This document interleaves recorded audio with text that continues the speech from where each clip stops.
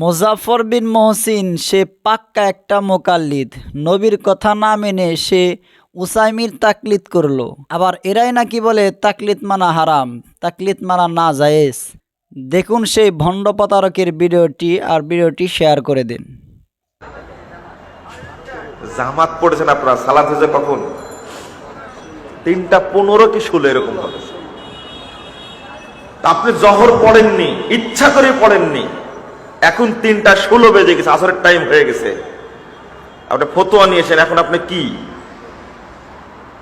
বুঝেননি কথা? এখনো জহর পড়েননি, এখনো 3:16 বেজে গেছে এমনিতেই। আপনি এখন কি মুসলিম না কাফের? এখন আপনি মুসলিম না। যদি বলি কাফের তো আপনার খুব আতে ঘা লাগবে, তাই বললাম মুসলিম না। শেখ উসাইমিন রাহিমাহুল্লাহ সিফাতুস সালাতের মধ্যে আছে মুতাআম্মিদান ফাহুয়া কাফের। ইচ্ছা করে এক ওয়াক্ত ছেড়ে দিয়েছে, পরের ওয়াক্ত চলে এসেছে, ও কাফের। আমি আপনাকে বলিনি যে আপনি আইসিইউতে ছিলেন, আপনি সিসিইউতে ছিলেন, আপনি লাইফ সাপোর্টে ছিলেন, আপনি অ্যাক্সিডেন্ট করেছেন, আমি আপনাকে বলিনি।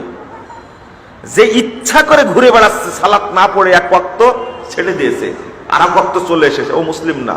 এখন ওকে তওবা করে ইসলাম গ্রহণ করা লাগবে। এটা হলো সালাতের মাসালা। জান এই ফতোয়া উল্টা দেন, দেখি পারেন কিনা আপনি। আপনার লাঠি দেয়া হয়তো উল্টা দিতে পারবেন, দলিল দিয়ে পারবেন না, অত সহজ না। আবার নতুন করে ইসলাম গ্রহণ করা লাগবে আপনাকে। এটা হলো সালাতের মাসালা। আপনি পেয়েছেনটা কি বিষয়টাকে? এত সহজ পেয়েছেন? বলে আমি শুধু জুমা পড়ি, তো মুসলমানই না, শুধু রমাজানে পড়ে, বাকি সময় পড়ে না।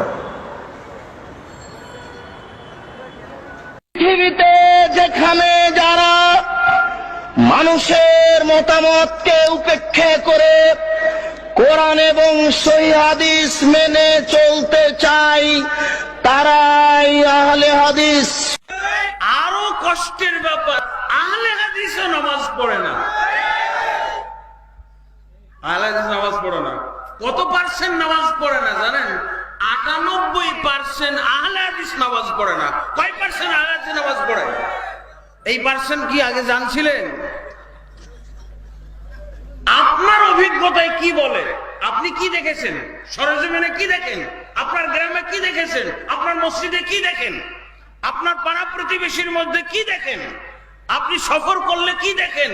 ট্রেনে এবং বাসে কি দেখেন? ইনশাআল্লাহ নামাজ ঘর পাওয়া যায়, মসজিদ কট্টু, লোক থাকে কয়েক হাজার, আর নামাজ পড়ার জায়গা হলো কয়েকজনের। ট্রেনই তো বলে দিচ্ছে কয় পার্সেন্ট নামাজি এই ট্রেনের মধ্যে।